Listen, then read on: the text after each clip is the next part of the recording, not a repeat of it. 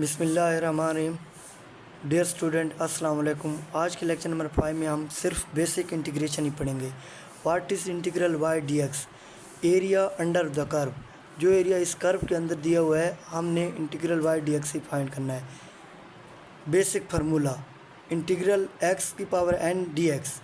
जिस तरह हम डेरिवेशन में पावर को पहले लिखते थे उसमें से कम करते थे, यहाँ इंटीग्रेशन में हम पावर को नीचे लिखेंगे और उसमें प्लस ऊपर भी ऐड करेंगे, नीचे भी ऐड करेंगे।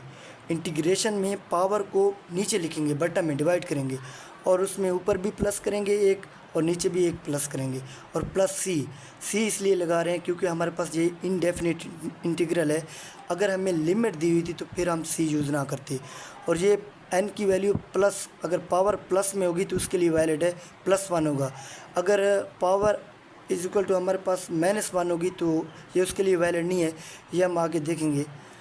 For example integral D x, तो उसकी इंटीग्रेशन डी एक्स मतलब इंटीग्रल 1 डी एक्स, एक्स की पावर 0 हमारे पास 1 होती है। तो यहाँ पे 1 लिखें या ना लिखें एक ही बात है। तो यहाँ पे हमने पावर में +1 ऐड किया, नीचे भी +1 ऐड किया, +c लिखा है।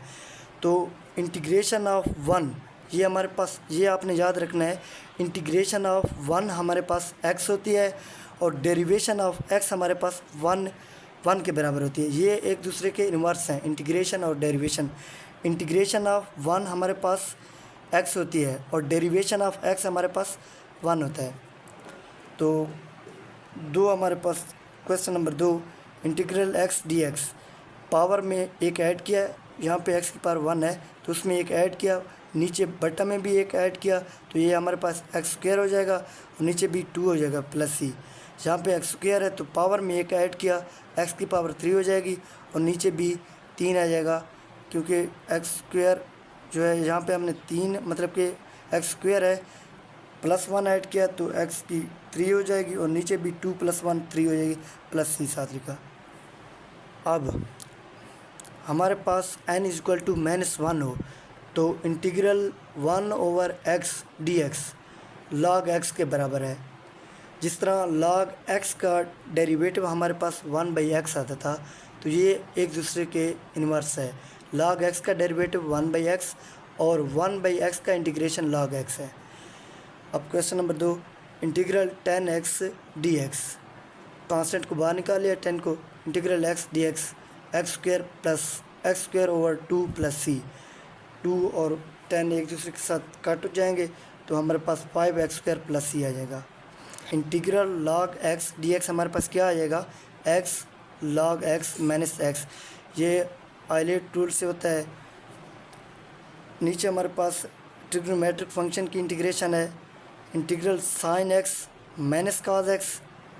ये हमारे पास सारे, इसका देखें 10x का हमें पता है कि डेरिवेशन हमारे पास sec² x होता था और secant का इंटीग्रेशन 10x है।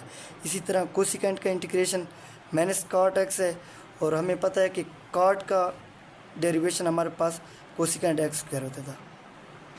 अगर हमारे पास ax + b टाइप्स होंगी, सेम वैसे ही करना है, लेकिन यहाँ पे अगर ax + b टाइप होंगी तो नीचे सिर्फ a को डिवाइड कर देंगे, मतलब कि वेरिएबल के साथ जो कांस्टेंट होगा उसको डिवाइड कर देंगे, बाकी सारा वही सेम प्रोसेस है।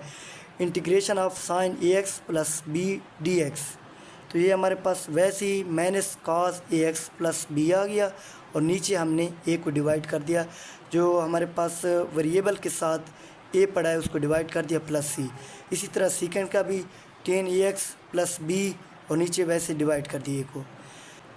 फॉर एग्ज़ाम्पल हमारे पास integral dx over ax + b है, तो हम इसको जिस तरह हमने इंटीग्रल 1/x dx किया है, log x हमारे पास आता था, यहाँ पे integral dx over ax + b है, तो हम वैसे ही लिखेंगे log ax + b। जिस तरह 1/x का log x लिखते थे, इसका वैसे ही log ax + b लिखेंगे और नीचे a को डिवाइड कर देंगे जो वेरिएबल के साथ होगा, +c लिख देंगे।